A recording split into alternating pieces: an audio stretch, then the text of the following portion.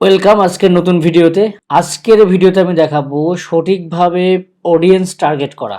আপনি যদি এই জায়গাতে ভুল করেন যে কিভাবে অডিয়েন্স টার্গেট করতে হবে, আপনার প্রোডাক্ট ফিজিক্যাল প্রোডাক্ট হতে পারে এবং আপনার ডিজিটাল প্রোডাক্টও হতে পারে, এনি কাইন্ড অফ প্রোডাক্ট আপনার হতে পারে। এখন আপনার যদি টার্গেটিং ঠিকঠাক না থাকে তাহলে কিন্তু আপনি সঠিক কাস্টমারের কাছে পৌঁছাতে পারবেন না, ইভেন আপনার প্রোডাক্টও সেল হবে না, আপনার অ্যাড কিন্তু খুব বাজে পারফর্ম করবে। সেক্ষেত্রে চলে যাচ্ছি স্ক্রিনে। ফেসবুকের হোম পেজ আমি একটু স্ক্রল করি, আপনাকে একটু দেখানোর ট্রাই করি। আমি এখানে যদি কোনো অ্যাড থেকে থাকে, আমি একটু অ্যাড খোঁজার ট্রাই করি। বিস্কোপ নামে হচ্ছে একটা পেজ দেখতে পাচ্ছি, অ্যাড রান করছে। আপনি যদি এখন দেখেন, এই সাপোজ এই অ্যাডটার জন্য আমি সুইটেবল না, বা এই অ্যাডের জন্য আমি কাস্টমার না, বা এই অ্যাডের অডিয়েন্স আমি না, তাহলে এই অ্যাডটা আমি দেখতেছি, এর মানে কি?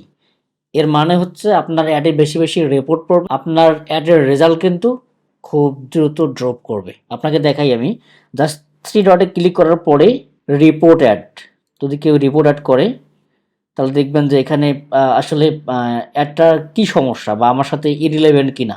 এখন অনেকে কিন্তু এই জিনিসগুলো ইয়া করে দিবে আপনাকে, স্পাম, ফলস নিউজ, আদার, বা হচ্ছে এই টাইপের কোনো কিছু, যে এই অ্যাডটা আমার জন্য না। অনেকে কিন্তু এই ধরনের কিছু কমপ্লেন আসলে এভাবে করে দেয়, যার কারণে অনেকে আবার বলে যে এটা ইরিলেভেন্ট। তো এই টাইপের জিনিস যেন না হয়, যত বেশি রিপোর্ট আপনার অ্যাডে পড়বে তত বেশি কিন্তু আপনার অ্যাড বাজে পারফর্ম করবে। তখন ফেসবুক বুঝবে যে আসলে আপনি সঠিক টার্গেট করতে সক্ষম না। এজন্য আপনার অ্যাডটা দিন দিন কিন্তু আপনার অ্যাডের যে রেজাল্ট দিন দিন কিন্তু ড্রপ করবে। এজন্য এটা বোঝা খুবই জরুরি। এখন অ্যাডের জন্য আমি যদি সরাসরি একটা অ্যাড ম্যানেজারে যাই, তাহলে সেখান থেকে আমি আপনাদেরকে একটু দেখাবো যে যখন আমরা অ্যাডগুলো রান করি তখন অডিয়েন্স যে টার্গেটিংয়ের বিষয়টা, আপনি কাস্টমার বা অডিয়েন্স টার্গেটিংয়ের সময় অবশ্যই আপনার যে ক্লায়েন্টের সাথে বসবেন, অথবা যদি আপনার নিজস্ব প্রোডাক্ট হয় আপনি নিজের সাথে বসবেন, বসে হিসাবগুলো করবেন। আপনি খাতা কলমে করতে পারেন, নোটপ্যাডে করতে পারেন, আপনার যেখানে আপনি স্বাচ্ছন্দ্য বোধ করেন আপনি সেই জায়গাতেই এই ক্যালকুলেশনগুলো করতে হবে।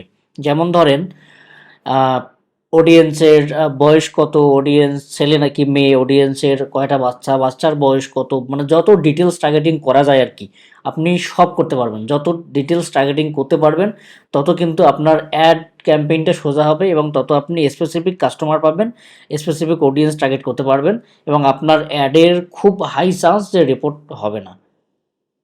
কারণ হচ্ছে আপনার প্রোডাক্ট যেরকম, আপনার অডিয়েন্স টার্গেটিংটাও কিন্তু ঠিক সেরকমই হবে।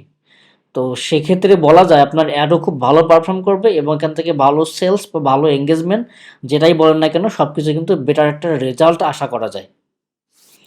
আপনি যদি একটু ক্রিয়েট বাটনে ক্লিক করেন, অ্যাড দেওয়ার সময় ক্রিয়েট বাটন করতে হয় অ্যাডস ম্যানেজার থেকে, এগুলো তো পরে আরও ডিটেলস আমরা করব। আমি যদি একটু জাস্ট আপনাদেরকে দেখানোর খাতির এটা আমি করতেছি, কোনো অ্যাড ক্যাম্পেইন রান করব না আমি। একটু জাস্ট নেক্সট দেখেন, এখানে কিন্তু অবশ্যই একটা অডিয়েন্স টার্গেটিংয়ের বিষয় থাকবে।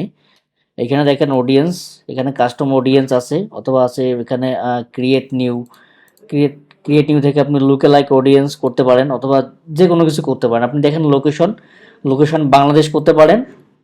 আমাদের আমাদের সাধারণ যে ক্যাম্পেইনটা আছে, এই সাধারণ ক্যাম্পেইন যেটা হয় সেটা হচ্ছে যে শুধুমাত্র আমরা বাংলাদেশ সিলেক্ট করে দিই, যে যাদের বয়স 18 থেকে হচ্ছে 70 বছর বা 68 বছর, তাদেরকেই যেন আমাদের অ্যাডটা দেখানো হয়। এই অ্যাডটা কিন্তু আসলে চালানো উচিত না। এনি কাইন্ড অফ কোম্পানির জন্য বলেন বা যে কোনো প্রোডাক্টের জন্য চালানো উচিত না। অবশ্যই আপনাকে এই জিনিসগুলো একটু স্পেসিফিক ডিটেল টার্গেটিং করতে হবে, কারণ সবাইকে অ্যাড দেখাবেন, সেখানে কস্টিং বেশি যাবে, আপনার অ্যাডে রিপোর্ট পড়বে। তো এই জিনিসগুলো আসলে দরকার নাই। এগুলো যত বেশি হবে তত আপনার অ্যাডের যে রেজাল্ট সেটা ড্রপ করবে। তো দেখেন এখানে 18 থেকে 65 বছর সাধারণত থাকে, এডিট করে আপনি এটা আপনার মতো করতে পারবেন।